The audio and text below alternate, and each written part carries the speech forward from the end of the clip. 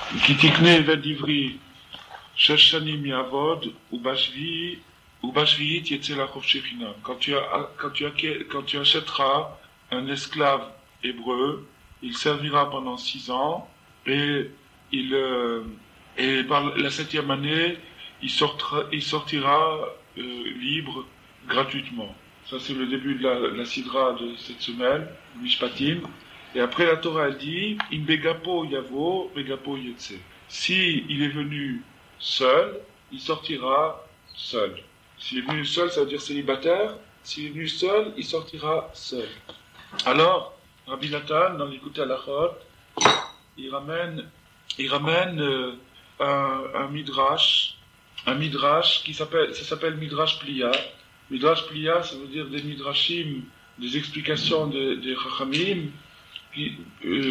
Pliya, qui sont incompréhensibles, c'est-à-dire fantastiques. Ouais. Alors, qui vient de la Mechilta. Alors voilà le langage du midrash. Voilà ce midrash énigmatique. C'est des énigmes. Alors le midrash il dit, au moment où Akadosh Baruch Hu a dit que si l'esclave est rentré seul, il sortira seul. Le texte le passage qu'on vient de citer. Au moment où si l'esclave est rentré seul, il sortira seul. Cette phrase-là, elle a été dite par Hachem. D'accord? Elle a été dite à Moshe Rabbeinu par Hachem.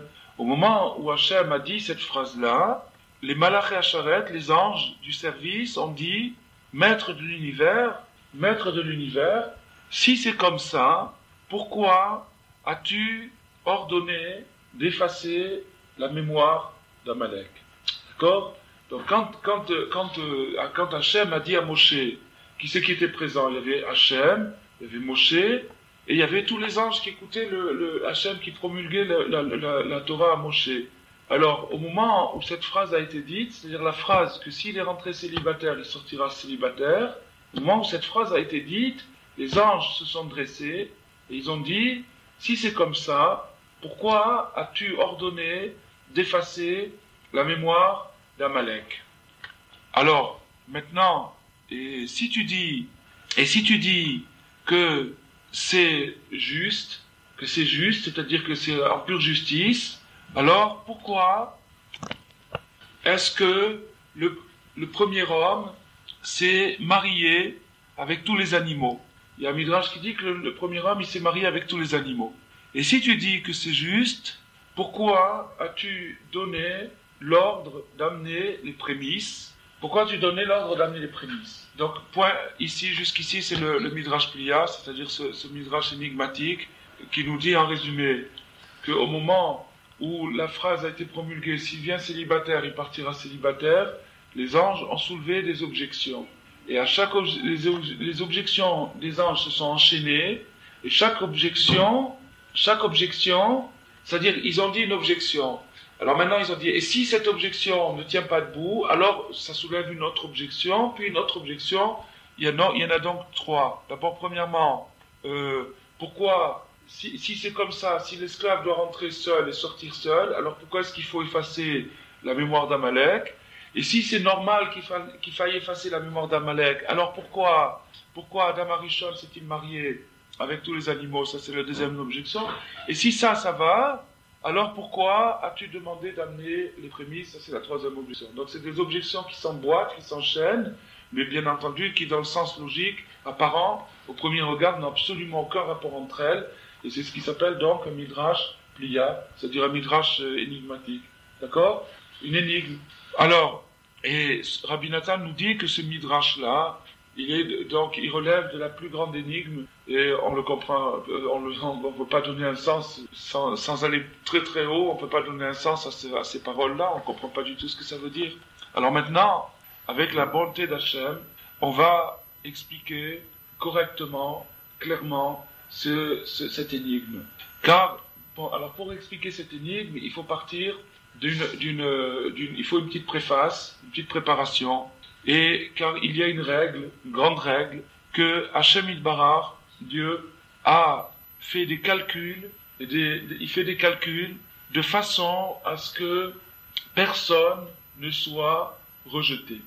D'accord? C'est-à-dire qu'Hachem, il fait des calculs, mais il fait en sorte, il fait des calculs de façon à ce que personne soit rejeté. On a expliqué hier, on a étudié ça hier justement, que ça veut dire que ces calculs-là, ça veut dire que d'un côté, il y a le libre arbitre de la personne, et puis d'un côté, il y a le fait qu'il ne soit pas rejeté. Maintenant, si Hachem le ramène de force, ça s'appelle plus, il n'a plus le libre arbitre, donc ça ne peut pas marcher, il faut qu'il garde le libre arbitre, mais d'un autre côté, il faut qu'il ne soit pas rejeté. Alors, c'est là où intervient le calcul. Le calcul, c'est comment faire pour qu'ils viennent sans qu'ils soient forcés à venir. Qu'ils viennent quand même, de toute façon qu'ils viennent, mais sans qu'ils y soient forcés. C'est ça ce qui s'appelle le calcul. Le calcul, ça veut dire arriver à... Et c'est ce qu'on a expliqué hier qui constitue les nissim, les miracles. Les vrais miracles, c'est ça. C'est pour ça que Rabbeinu n'a pas voulu qu'on parle des miracles qu'il a fait. Comme tous les tzadikim, il a fait des miracles, mais il n'a pas voulu qu'on en parle. Et même Rabbi Nathan, il les oubliait. Parce que les miracles, c'est pas ça. Les miracles, c'est pas comme tzaddik arrive à traverser un mur ou à sauter une montagne, ça c'est rien du tout. Le miracle, c'est quand il arrive à faire tchouva à quelqu'un. Parce que pour lui faire tchouva, il faut pas qu'il le force. S'il le force, ça s'appelle plus qu'il a fait tchouva. Si c'est une fausse barbe, c'est comme s'il lui colle une fausse barbe. Mais qu'il arrive à lui faire tchouva, c'est-à-dire qu'il arrive à faire en sorte que de lui-même le bonhomme y vaille, ça s'appelle faire tchouva et ça c'est un grand miracle. Ça c'est le vrai miracle. Ça c'est le vrai miracle, c'est-à-dire qu'il arrive à inspirer la personne sans la contraindre, mais quand même en l'attirant, ça s'appelle un vrai miracle.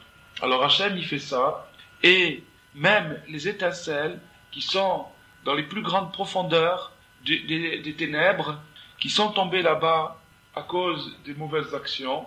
Donc il y a eu chaque mauvaise action, en hébreu ça s'appelle une avera. Avera ça vient du mot over qui veut dire transférer. Avera ça veut dire c'est un transfert d'énergie. L'énergie quitte le bon côté, elle va dans les ténèbres sous forme d'étincelles. Et ces étincelles elles tombent donc à cause des avérotes, à cause des transferts qui sont faits, elles tombent dans les ténèbres. Et Hachem Yitbarach pense à ces étincelles et éclaire ces étincelles là-bas où elles se trouvent.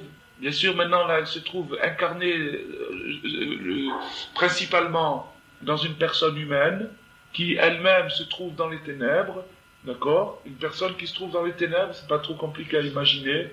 Et Hachem Yitbarach envoie à cette personne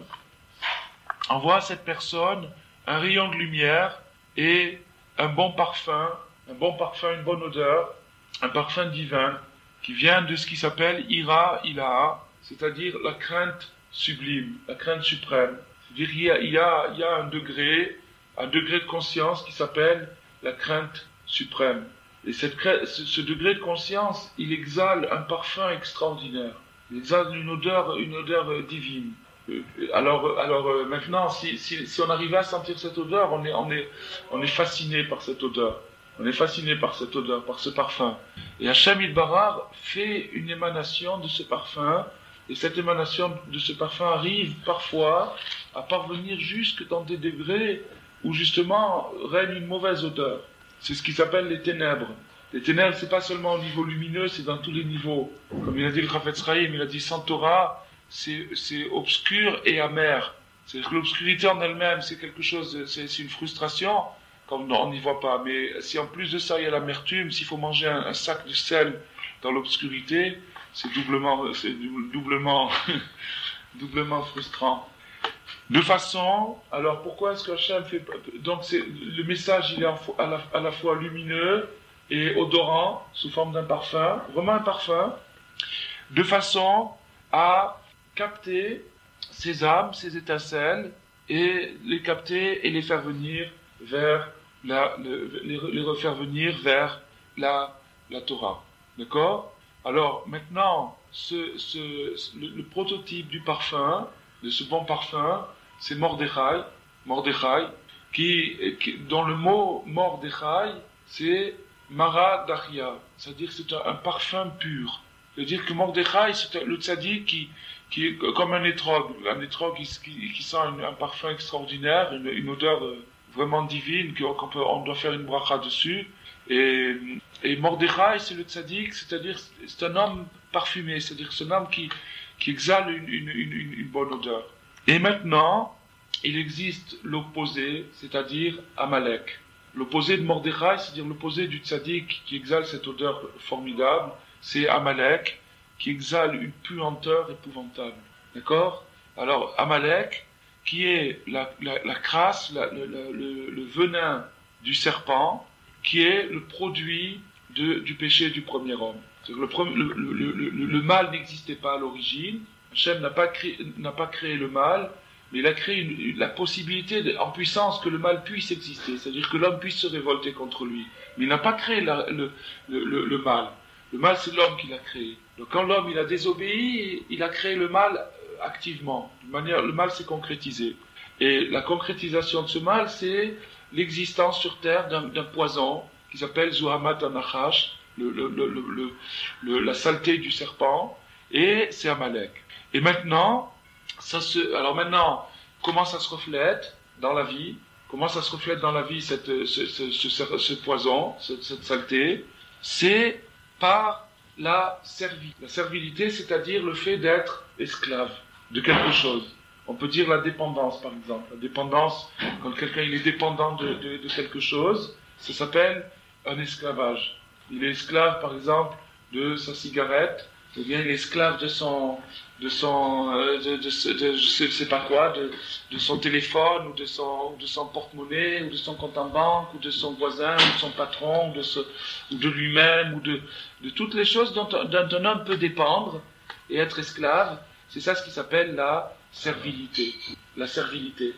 D'accord? Et donc la manifestation du serpent dans ce monde, ça s'appelle la servilité. Le fait d'être, de s'incliner, de se pencher vers quelque chose qui est petit, ça s'appelle la servilité. Alors, ça se concrétise sous forme de 39 malédictions qui ont été prononcées au moment de la faute du premier homme. C'est-à-dire, à partir du moment où il a fait son péché, il y a eu 39 malédictions. Qu'est-ce que ça veut dire des malédictions? C'est-à-dire qu'Hachem s'est mis en colère, il a dit des jurons, des malédictions, il a insulté l'homme. C'est pas ça du tout. Ça veut dire que le nom d'Hachem, qui s'écrit Yudke Vavke, à partir de la première lettre jusqu'à la troisième, ça symbolise l'énergie qui n'est pas encore concrétisée, qui n'est pas encore révélée dans ce monde. Et la valeur numérique des trois premières lettres, lorsqu'elles sont complétées, forme 39. Yud, Ke, Vav, rempli avec un milouï de Aleph, forme la valeur numérique de 39. Donc ces 39 points sont des points de lumière qui s'appellent Tal Oroth. 39 lumières. 39 lumières. Et ces 39 lumières, c'est l'énergie qui arrive du haut, de l'émanation, du plus haut, et qui descend graduellement pour arriver jusqu'à la fin à se concrétiser dans Malchut. Mais quand l'homme accomplit Shiviti Hashem Lenigditamid, c'est-à-dire qu'il contemple la divinité dans tout ce qui l'entoure, alors à ce moment-là, il voit ces 39 lumières. Mais dès qu'il y a un obscurcissement, c'est-à-dire une séparation entre la conscience de l'homme et la présence d'Hachem, alors les lumières se transforment en obscurité, c'est-à-dire qu'il ne voit pas les lumières. Du moment qu'il ne voit pas les lumières, chaque lumière est remplacée par une non-lumière, c'est-à-dire une obscurité. Et cette non-lumière devient la cause d'un malheur. Puis, autant la lumière, c'est la cause du bonheur, la lumière remplit la conscience, elle rend la conscience heureuse, et l'absence de cette lumière, c'est un malheur. Par exemple, la faim, la souffrance physique, l'angoisse, la colère, toutes ces choses-là sont des conséquences d'une absence de lumière particulière. Alors, c'est ça ce qui s'appelle. Alors, au moment où l'homme a fauté, c'est-à-dire qu'au lieu de contempler la présence d'Hachem et de rester attaché à la volonté d'Hachem, qui était de ne pas manger de l'arbre, ce qui fait que s'il avait maintenu ça, il aurait continué à contempler les 39 lumières. À partir du moment où il a transgressé, alors les 39 lumières se sont éteintes, et il y a eu 39 obscurités qui ont remplacé ces 39 lumières. Puisque les 39 lumières se sont éteintes, il y a eu 39 apparitions de 39 obscurités. Et ces 39 obscurités, c'est les 39 malédictions. C'est ce qu'on appelle les 39 malédictions.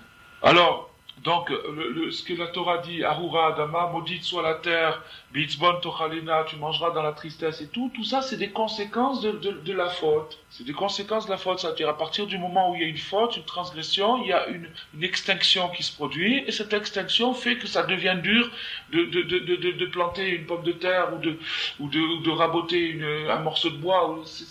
Ça, c'est une extinction. C'est-à-dire que le résultat auquel je vais parvenir par le travail, j'aurais dû l'avoir sans travail au départ. Le travail me permet de transformer la matière première et d'arriver à de la lumière. C'est-à-dire qu'une chaise, c'est beaucoup mieux que d'être debout. D'être assis, c'est beaucoup plus confortable que d'être debout. Donc la peine que j'ai pour arriver à cet état de confort que j'ai avec la chaise, j'aurais pu m'en passer. J'aurais pu arriver à cet état de confort sans la peine, sans avoir à raboter une chaise. Le fait que j'ai à raboter une chaise, c'est parce que il y a quelque chose qui manque dans ma conscience. Alors tu mangeras ton pain à la transpiration, etc. Alors maintenant, toute la fatigue et la peine qu'un homme investit, engage dans l'effort pour gagner son pain. Qu'est-ce que ça veut dire gagner son pain? Ça veut dire que quand l'homme il a mangé un bon repas, il y a un allumage qui se fait en lui, c'est-à-dire que de nouveau il y a une lumière qui se rallume en lui, et donc pour arriver à cette lumière, il faut qu'il peine, il faut qu'il sue, il faut qu'il travaille, avant d'arriver à ce résultat, et donc tout le procédé de transpiration qui est à partir du moment où il va travailler jusqu'au moment où il se met à table, ça c'est ce qui s'appelle la servitude. C'est-à-dire que l'homme est asservi pour retrouver la lumière. Alors, maintenant, ça, c'est uniquement, c'est-à-dire cette servilité dans laquelle pratiquement tout le monde se trouve impliqué, elle vient du manque de bitachon, c'est-à-dire de confiance. La confiance, ça veut dire quoi? La confiance, ça veut dire quoi? Ça veut dire d'assurance, de certitude que Hachem va me nourrir, que l'énergie vient d'en haut, et que de toute façon c'est Hachem qui va me nourrir. Si j'avais la certitude que c'est Hachem qui va me nourrir, que c'est lui qui m'alimente en énergie et non pas mes efforts, alors à ce moment-là, je quitte la servitude. C'est ça le sens le plus simple du Shabbat. Le sens du Shabbat, c'est ça, c'est-à-dire que Uba Sheviyi, et le 7e jour, il sort libre. N'importe quel esclave, le 7e jour, c'est-à-dire Shabbat, s'il observe Shabbat, il est libéré de son téléphone, de son patron, de son stylo, il est libéré de tout ça. Il est libéré de toutes ses servitudes. S'il garde le Shabbat. Mais normalement, nous, on devrait avoir Shabbat tout le temps. C'est-à-dire, cette qualité cette assurance, cette sérénité que quelqu'un qui fait Shabbat, il a. Le Shabbat, on devrait l'avoir toute la semaine. Le monde a été créé pour que ça soit comme ça. Yom Shekulo Shabbat, que ça soit tout le temps un état de sérénité, au lieu d'un état d'anxiété. Alors, cette anxiété provient du fait que la crainte, au lieu d'être placée à sa place, c'est-à-dire au lieu de craindre Hachem, qui est le créateur de tous les univers, au lieu de le craindre, et donc en conséquence de cette crainte, d'en arriver à une obéissance, ce que Adam Arishon aurait dû faire, puisqu'il a cessé de craindre Hachem et qu'il a désobéi, qui est une désobéissance, donc un manque de crainte, alors, puisqu'il a cessé de craindre Hachem, par voie de conséquence, la crainte est tombée dans le monde. Alors ça signifie que maintenant que la crainte est tombée, donc la crainte elle devait être placée au niveau d'Hachem, vis-à-vis d'Hachem. Et maintenant qu'il a failli, il a manqué dans la crainte d'Hachem, il a fait tomber la crainte. Au lieu qu'elle soit placée en haut, elle est tombée. Elle est tombée dans quoi? Elle est tombée dans l'anxiété. Elle est tombée dans le pain, elle est tombée dans les outils, elle est tombée dans le monde. Et c'est cette crainte tombée qui, au lieu d'être placée en haut vis-à-vis d'Hachem et qui est tombée en bas, qui fait que l'homme se soucie du lendemain. Le souci du lendemain, il provient de ça. Il provient que l'homme n'a pas la crainte au niveau le plus élevé. Si l'homme arrive à placer la crainte au niveau le plus élevé, c'est-à-dire s'il arrive à se remettre à craindre Hachem, immédiatement, dans la proportion de sa crainte d'Hachem, il va perdre la crainte du lendemain. Il va perdre l'anxiété. Toute l'anxiété provient d'un manque de crainte d'Hachem. Autrement dit, si quelqu'un se met à craindre Hachem, il cesse de craindre son patron, il cesse de craindre son voisin, il cesse de craindre les Chinois, de craindre les Russes, de craindre les Américains, de craindre les fléaux, les épidémies, tout ça, il ne craint plus rien, seulement Hachem. Et la crainte d'Hachem, elle exhale un parfum divin, c'est-à-dire le bonheur, ce qu'on appelle le bonheur, la plénitude. Alors, maintenant, cette crainte distordue, déformée, qui est une caricature grossière de la crainte d'Hachem, c'est-à-dire la crainte tombée, estropiée, ça s'appelle Amalek. Ça s'appelle Amalek. Ce qu'on appelle Amalek, c'est une crainte estropiée, c'est-à-dire une caricature de la frayeur, une caricature de cette chose-là. Et c'est ça qui inspire au monde entier la servitude, de ramper, d'être des esclaves. Maintenant, Amalek, lui, le Amalek historique, il est descendant des Saves, à propos duquel est dire Verav Yahavod Saïr. Et le grand servira le petit. Ça veut dire quoi? Ça veut dire quelqu'un, par exemple, qui a peur d'une souris ou qui a peur d'une araignée, c'est un grand qui sert un petit. Pourquoi est-ce qu'il a peur de l'araignée? Parce qu'il n'a pas peur d'Hachem. S'il avait peur d'Hachem, il n'aurait pas peur de l'araignée. Parce qu'il saurait que Hachem dirige l'araignée, que c'est Hachem qui crée, qui est partout, qui est dans l'araignée aussi. Et donc, si sa conscience est en paix avec Hachem, il n'a pas à avoir peur de l'araignée. Donc, Rav Yavod Saïr, c'est de la servitude d'une personne par rapport à des fléaux qui sont petits, ça s'appelle Amalek. Alors, donc, maintenant, la servitude, c'est une crainte qui est tombée, et c'est ça ce qu'on appelle le poison du serpent. Et c'est ça, alors maintenant, grâce à cette introduction extraordinaire, qui est vraiment une clé dans la vie, on va comprendre maintenant l'énigme de Mechilta, c'est-à-dire quel est le rapport entre l'esclave qui rentre célibataire et la disparition de la mémoire d'Amalek. Alors maintenant, les malachim, les anges, ils ont posé la question au moment où Akadosh Baruch Hu a dit si l'esclave rentre célibataire, il sortira célibataire. Alors pourquoi donc as-tu demandé d'éliminer la mémoire d'Amalek à ce moment-là? Pourquoi? Alors ça, on n'avait pas compris le rapport entre l'un et l'autre et pourquoi eux, ils posent cette question.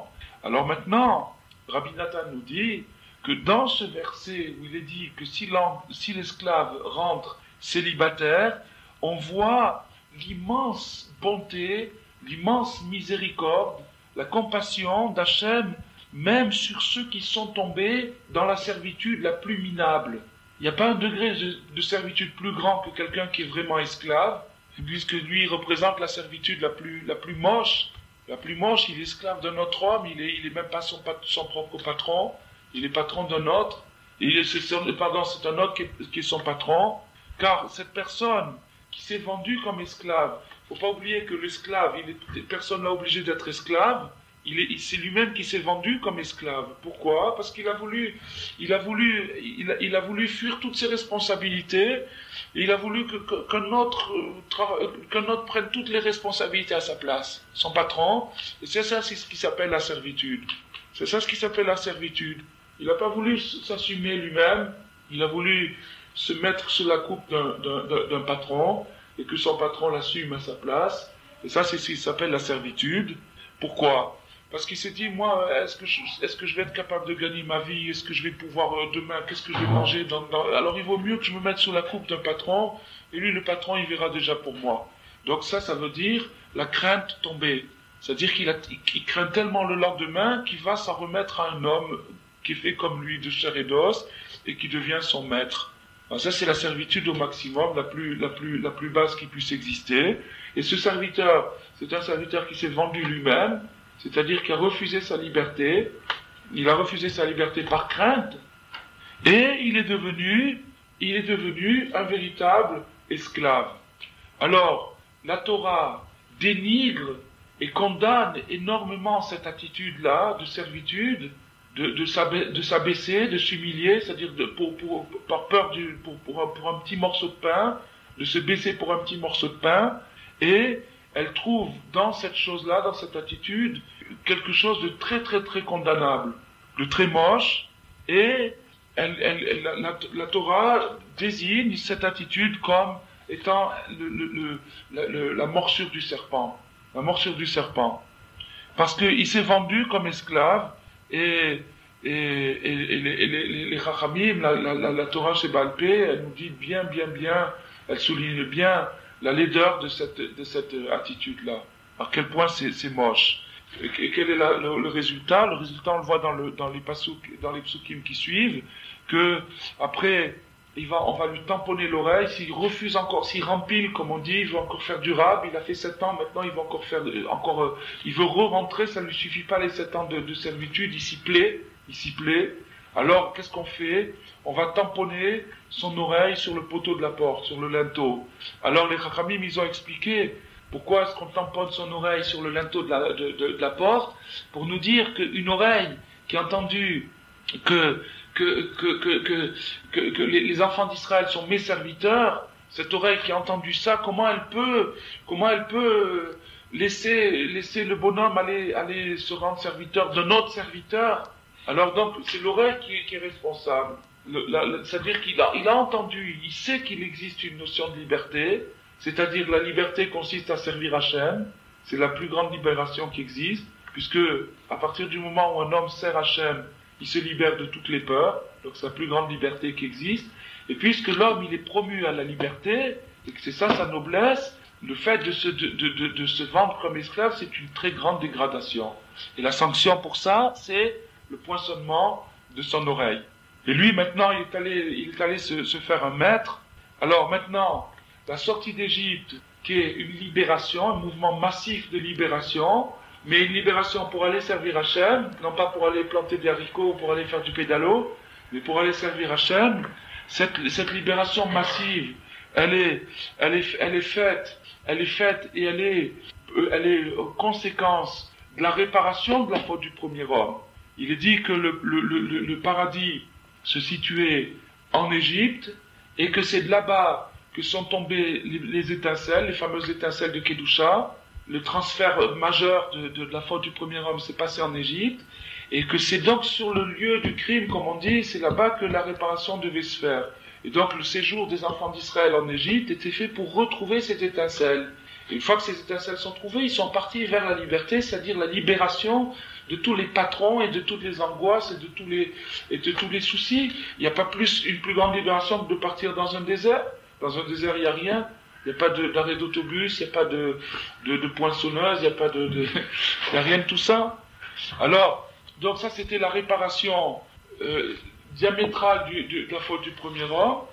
C'est-à-dire que le premier homme, lui, il s'est asservi, et les enfants d'Israël se sont affranchis. Les enfants d'Israël se sont affranchis. Se sortir de l'esclavage, et c'est pour ça qu'on dit toujours sortir d'Égypte, d'un pays d'esclavage, nous étions esclaves en Égypte. Pourquoi on souligne toujours cette chose-là? Parce qu'on veut faire comprendre que la sortie d'Égypte signifie la libération, dans le sens où on l'a expliqué maintenant. Alors, la liberté, c'est de prendre la Torah, et c'est ça, c'est la Torah qui nous libère. C'est la Torah qui nous libère de tout ce qui nous a servi dans ce monde-là, de toutes les dépendances, de toutes les idolâtries, de tous les esclavages qui existent sur terre. Alors, plus maintenant une personne prend sur ses épaules le joug de la parnassa, c'est-à-dire du travail, c'est-à-dire plus il se rend esclave de son travail, plus il fait pénétrer en lui le venin d'Amalek, c'est-à-dire la peur. Plus la personne prend sur elle l'angoisse de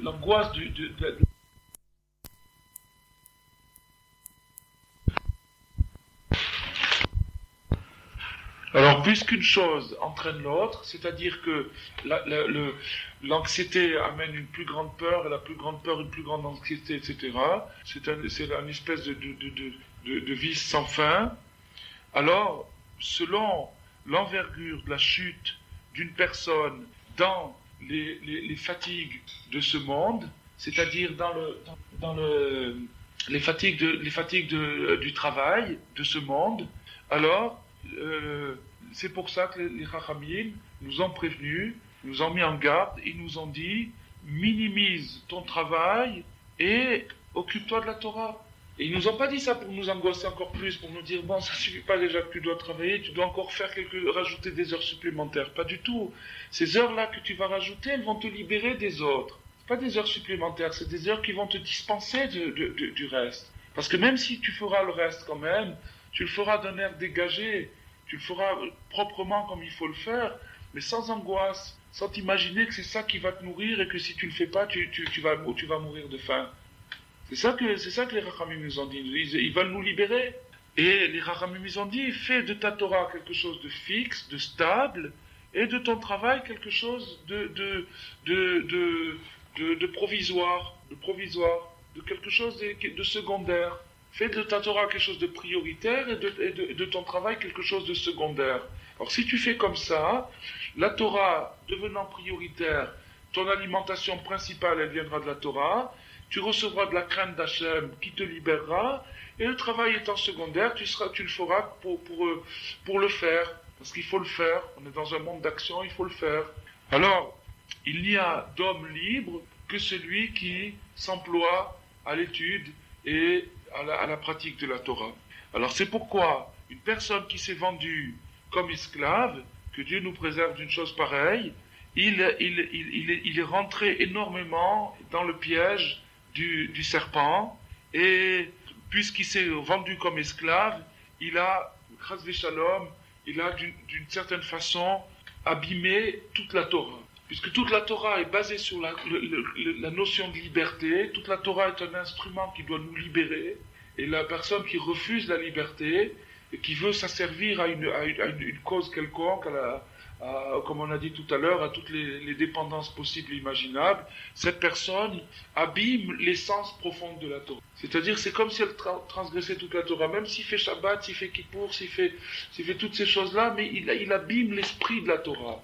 Il fait le corps de la Torah, mais il abîme l'esprit de la Torah. Il abîme profondément l'esprit de la Torah, en se rendant esclave. Parce que toute la Torah dépend de la sortie d'Égypte. C'est pour ça que tout ce retour, cette répétition constante de la sortie d'Égypte, parce que c'est le leitmotiv, c'est le thème principal de toute la Torah, c'est la sortie d'Égypte, qui signifie la libération. Comme il est dit, qu'est-ce qu'on voit dans le premier commandement? Je suis l'Éternel ton Dieu qui t'ai fait sortir du pays d'Égypte, d'un pays d'esclaves. Donc le premier commandement qui inclut tous les 613 commandements, le premier commandement, je suis l'Éternel ton Dieu, où on ne voit pas un ordre explicitement, mais c'est un commandement qui est la présence d'Hachem, l'existence d'Hachem, la Emouna. Ce commandement-là, la chose principale qui dit, je t'ai fait sortir de ce rappel-là qu'il faut toujours avoir présent à l'esprit. Que Dieu nous libère de l'Égypte, et nous libère de toutes les peurs et de tous les esclavages. Alors maintenant, une personne qui s'est vendue comme esclave, qui est tellement dégringolée que il a renoncé à sa liberté, la Torah a prévu pour lui des tas de permissions. Parce que la Torah a compris que son cas était grave et qu'il n'était pas dans le cas habituel de quelqu'un. Et la Torah lui a permis des tas de choses. Tout ce que la Torah lui permet, par exemple le fait de pouvoir se marier avec une servante canaanite, qui est en vérité une chose horrible, eh bien, cette chose-là, ça prouve qu'il est tombé dans un degré très très très très bas. Alors, maintenant, en constatant ça, on pourrait se dire que ce bonhomme-là, puisque la Torah, finalement, lui permet des tas de choses, c'est pour ainsi dire qu'elle ne le considère plus comme un citoyen normal. Elle a désespéré de son cas, et on pourrait dire qu'il est complètement abandonné. Il est efkar, qu'il est complètement abandonné, et qu'il n'y a plus d'espoir pour lui de retrouver un jour sa dignité. Et en vérité, c'est pas ça du tout. Parce que on voit l'immense bonté d'Hachem, qui n'a pas de mesure et pas de limite, que même pour ce serviteur, même pour ce bonhomme, pour cet esclave, qui s'est vendu lui-même, et à qui la Torah a ouvert des portes qui sont des portes du gouffre, des portes de l'abîme, et la Torah, simultanément, loin de le rejeter, de le renier complètement, la Torah, au contraire, va mettre beaucoup de précautions et d'avertissements et de dynimes, de lois pour son cas, et la Torah va faire attention de ne pas se décourager de ne pas abandonner complètement ce bonhomme à la perdition. Et on voit à Tkédékar à tel point que la Guémara dit que quelqu'un qui a acquis un esclave hébreu a acquis un maître. C'est-à-dire que si le maître a un coussin, il est obligé de donner un coussin à son serviteur, à son esclave. Il doit le traiter avec beaucoup, beaucoup de dignité. C'est quand on regarde l'esclavage dans l'Antiquité, qu'est-ce que c'était, et comment l'esclave était traité chez les Hébreux, c'est incomparable. Il n'y a pas de comparaison. À tel point qu'il y avait un écrivain romain, ça c'était des écrits qui ont été retrouvés, il y a un écrivain romain qui a écrit à l'empereur et qui a dit « Méfiez-vous des Juifs, parce que la manière dont ils conçoivent l'esclavage, ils vont vous éclater complètement votre système. » Tout le système romain était basé sur l'esclavage, puisque c'est Esav, c'est Amalek, donc c'est-à-dire sur le fait qu'il y ait une minorité de gens qui a peur, qui effraie une majorité d'esclaves. Ça c'était le système, la paix romaine, le système romain. Et cet écrivain qui a entendu parler des mishpatim, c'est-à-dire des lois des esclaves, c'est-à-dire comment la Torah dit de traiter un esclave, avec quelle rahmanout, avec quelle considération, avec quelle dignité, il a dit ce système-là, il va vous éclater complètement. Il a écrit à l'empereur. Alors maintenant, ça on le voit. Alors maintenant, ça, où est-ce qu'on le constate? Im begapo yavo, begapo yetse. S'il est rentré célibataire, il sortira célibataire. Et les sages, ramenés par Rashi, ont dit, s'il n'a pas de femme, c'est-à-dire s'il était célibataire, à ce moment-là, la licence, la permission de lui transmettre une servante kénaanite n'existe pas. Il n'a pas le droit. C'est-à-dire que c'est seulement dans le cas où il est marié avec une femme, à ce moment-là, s'il est déjà Baalisha, s'il est déjà marié, à ce moment-là, son maître a le droit de lui donner une deuxième femme, c'est-à-dire cette chifra, cette servante-là. Mais si il n'a pas de femme, c'est-à-dire s'il est rentré célibataire, alors le maître n'a pas le droit de le livrer à une servante kénaanite. Alors maintenant on ne comprend pas, ça serait plutôt le contraire qui devrait être logique, que s'il est célibataire, son maître a le droit de lui donner une servante, et que s'il est marié, son maître n'a pas le droit de lui donner une servante. On pourrait comprendre la logique inférieure. Alors, Rabbi Nathan, il nous dit, ce qu'on peut comprendre dans ces choses-là, dans ces paroles des sages qui semblent totalement paradoxales, totalement contradictoires avec la logique, c'est-à-dire que s'il est célibataire, j'ai pas le droit de lui donner une servante, et s'il est marié, j'ai oui le droit de lui donner une servante.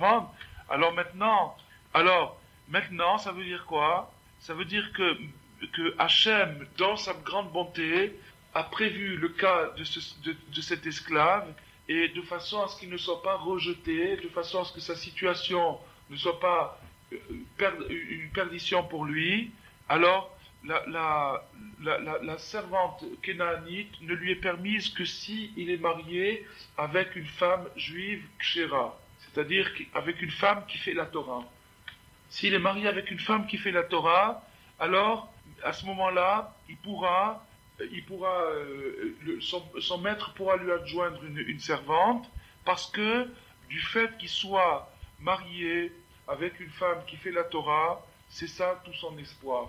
Il ne s'égarera pas. Cette femme juive qui fait la Torah, c'est elle qui va le sauver. C'est elle qui va être sa garantie.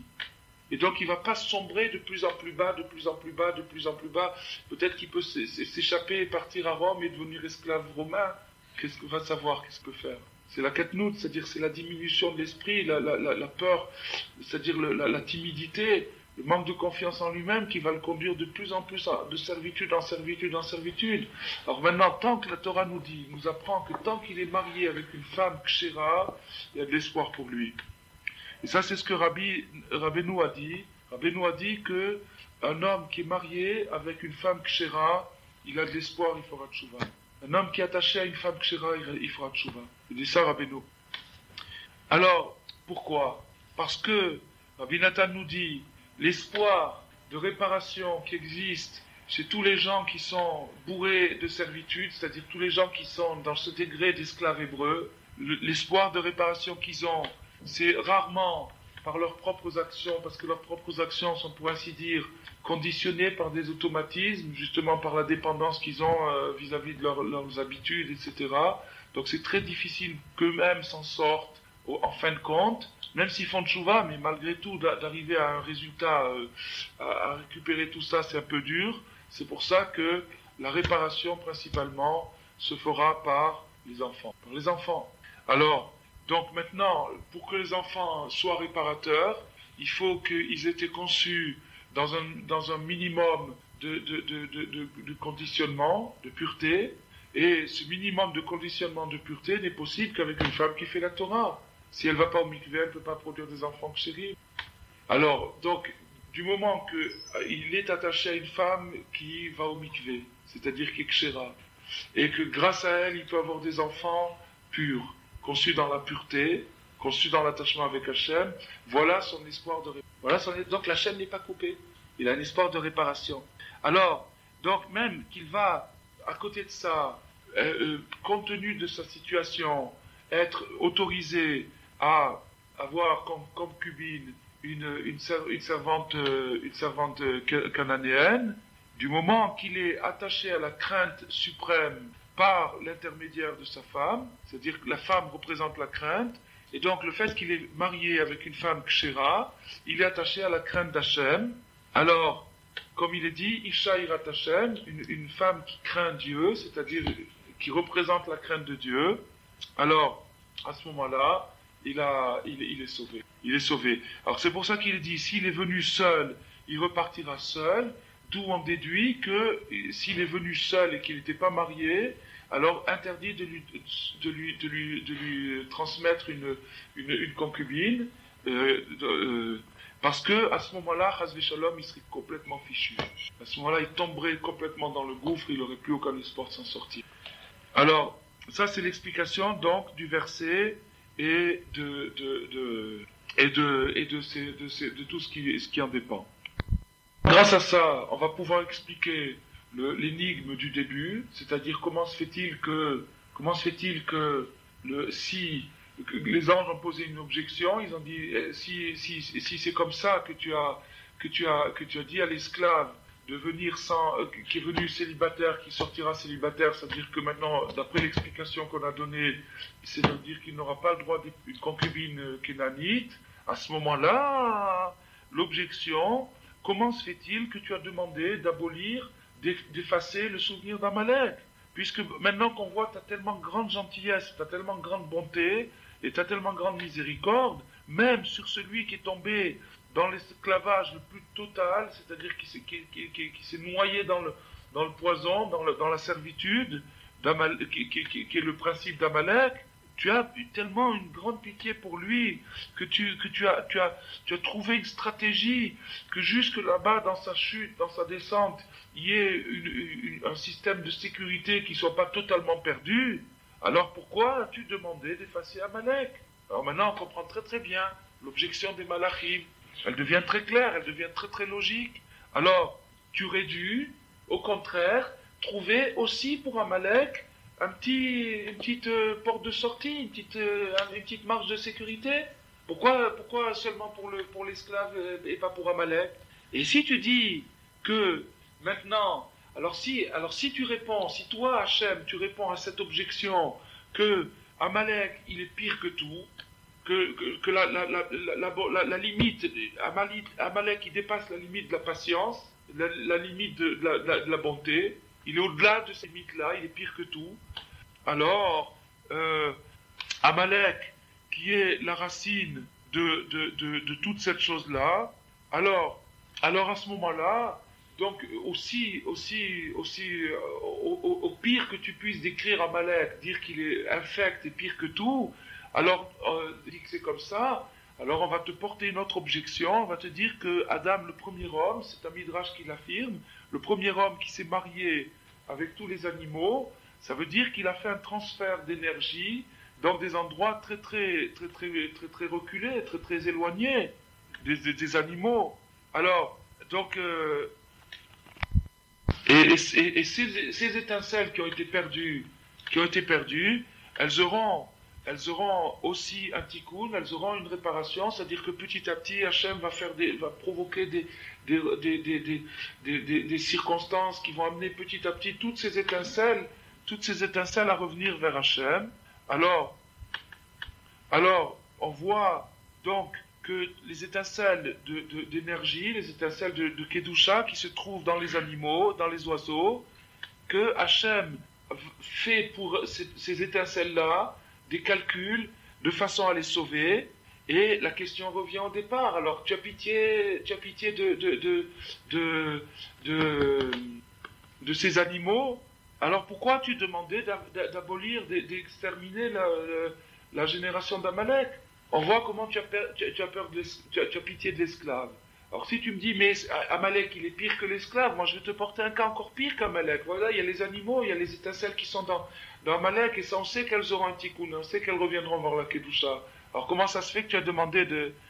Et si tu dis que ça s'est produit avant le péché, c'est-à-dire que le fait que le premier homme se soit marié avec les animaux, ça s'est produit avant le péché, avant qu'il y ait eu le Amalek dans le monde, mais que Amalek, lui, est une conséquence du péché, comme on a expliqué tout à l'heure, et que, étant une conséquence du péché, il ne peut pas être réparé.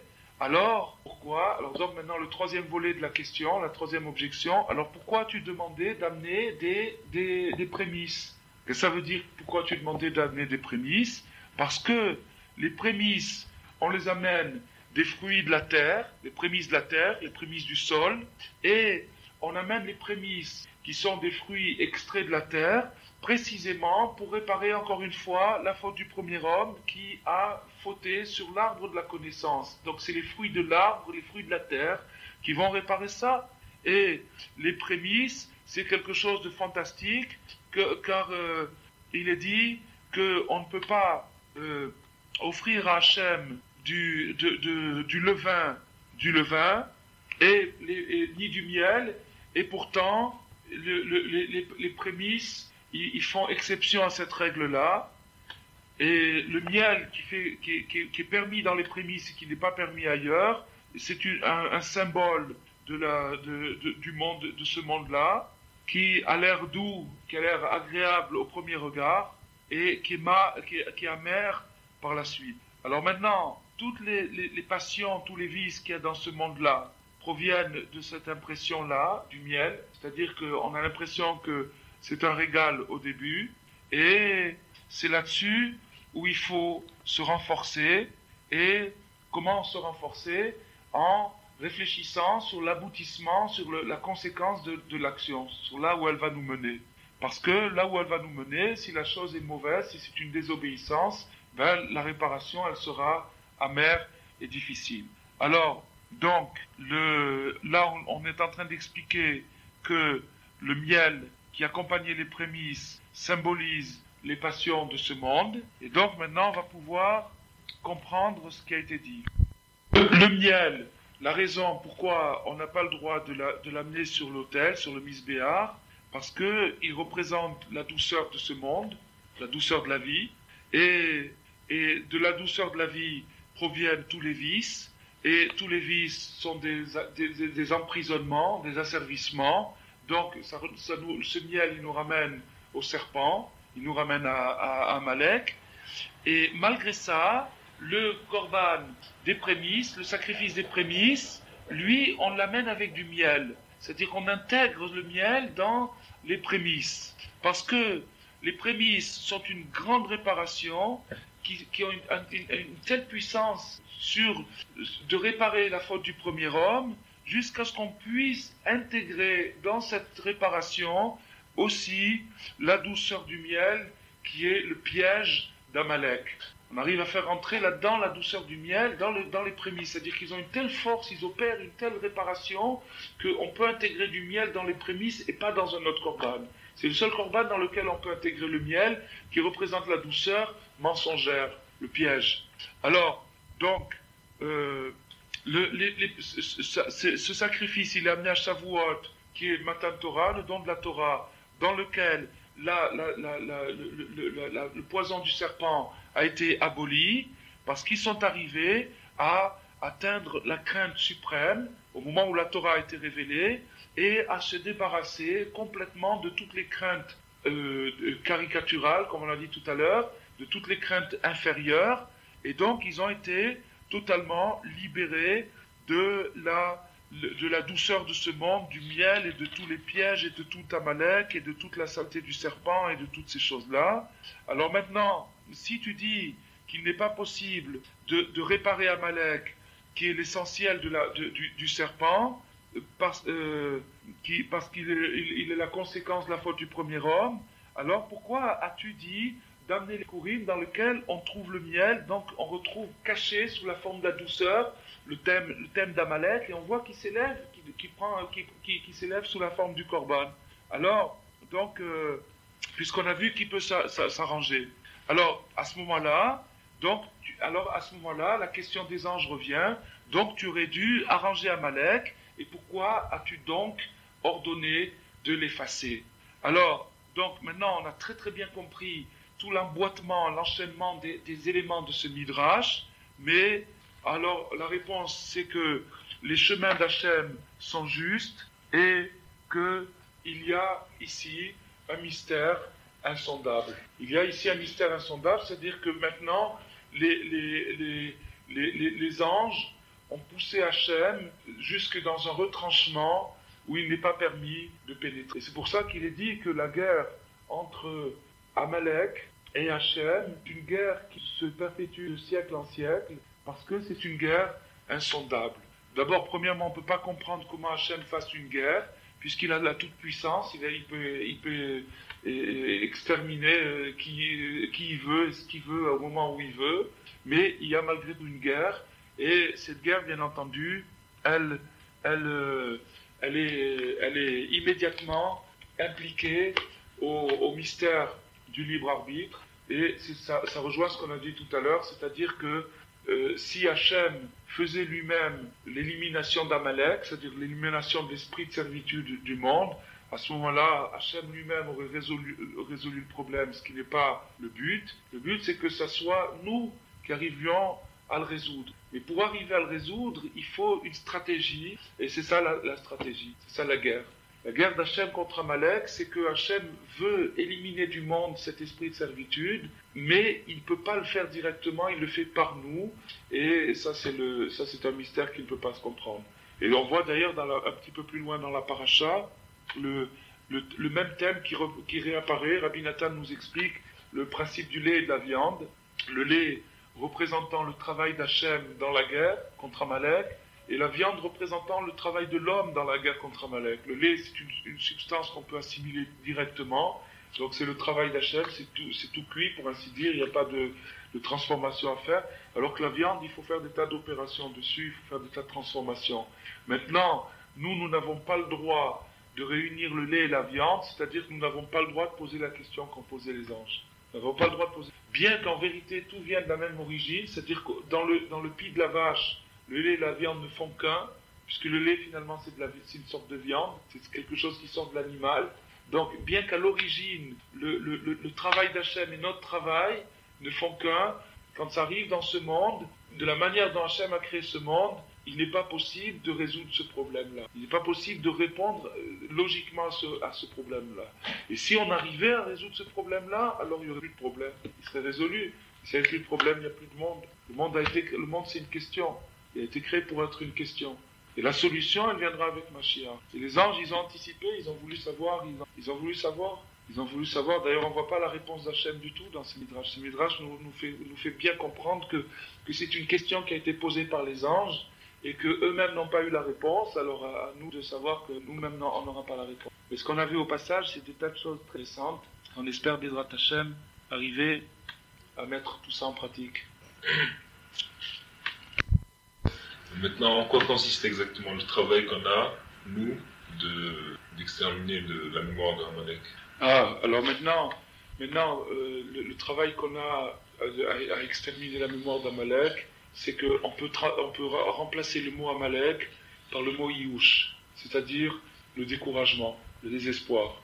Donc Amalek, c'est la crainte qui est tombée et qui nous inspire le désespoir. Et c'est en désespoir de cause qu'un homme devient esclave. Notre travail à nous, c'est de lutter contre la servitude et contre le désespoir. C'est-à-dire quelqu'un qui se livre, les pieds et poings liés, il se livre aux forces du mal, ça veut dire qu'il s'est découragé. Et nous, notre travail, c'est la simra.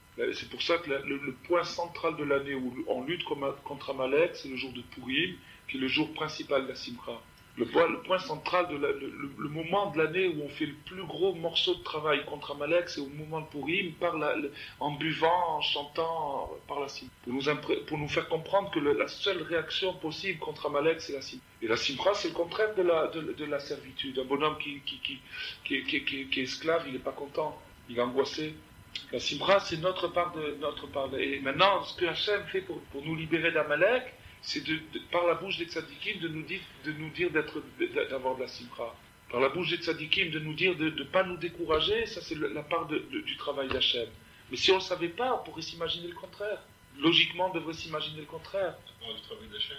Ah ouais, la part du travail d'Hachem, c'est que Hachem inspire les tzadikim de nous dire qu'il faut être besimra. C'est-à-dire pour nous, pour nous sauver. Mais c'est la part du travail Hachem contre Amalek. Hachem, il nous souffle la réponse. Par les tzadikim, il nous souffle la réponse. Pour notre travail, nous, dire de son côté, c'est ça ton travail. C'est ça son travail. Le travail d'Hachem, c'est de nous souffler la réponse. C'est ça, et c'est pas facile de nous souffler la réponse. Son travail à lui, comment lui... Le travail d'Hachem, c'est de nous souffler la réponse. Il nous souffle la réponse, c'est-à-dire qu'il inspire les tzadikim la solution. En donnant la solution aux tzadikim. C'est ça le travail d'Hachem. C'est-à-dire que maintenant, lui, puisqu'il va donner la réponse aux tzadikim, alors lui, Hachem, il connaît le point faible d'Amalek. Et il voit les deux camps se battre, le camp du clan d'Israël et le clan d'Amalek, et Hachem, il vient dans le camp d'Israël, il nous souffle le point faible caché l'ennemi. Et il n'y a pas un plus grand travail que ça. Maintenant, à nous, notre travail, c'est d'y croire. Quand Rabbeinu, il a dit que c'est une obligation d'être toujours content, c'est parce que c'est ça la faille d'Amalek. Et la preuve de ça, c'est que c'est Purim, le jour où il y a ce parfum de Mordechai qui se dégage, la manière d'exprimer cette chose-là et de le vivre, c'est par la joie. C'est le jour de la joie, c'est le jour de l'explosion de la joie. Parce que c'est la seule arme qu'on a contre Amalek. Maintenant, dans la logique, si quelqu'un commence à penser religion, il ne va pas penser simra. Il va penser austérité, sérieux, on a parlé de la crainte tout à l'heure. Donc il ne sait pas que c'est ça le point faible. Il va croire que le point faible, c'est l'angoisse. Au contraire, qu'il faudrait encore plus angoisser dans la religion. Il va croire que c'est ça. Il vient le tzaddik, et le tzaddik, il a entendu Hachem lui révéler le secret de la stratégie, et le tzaddik, il vient, il nous dit le secret de la stratégie, il nous le livre comme ça sur un plateau d'argent. Sois content. Et alors avec ça, tu ne peux pas avoir plus. Maintenant, notre travail à nous, c'est d'être content. Notre travail à nous, c'est d'être content.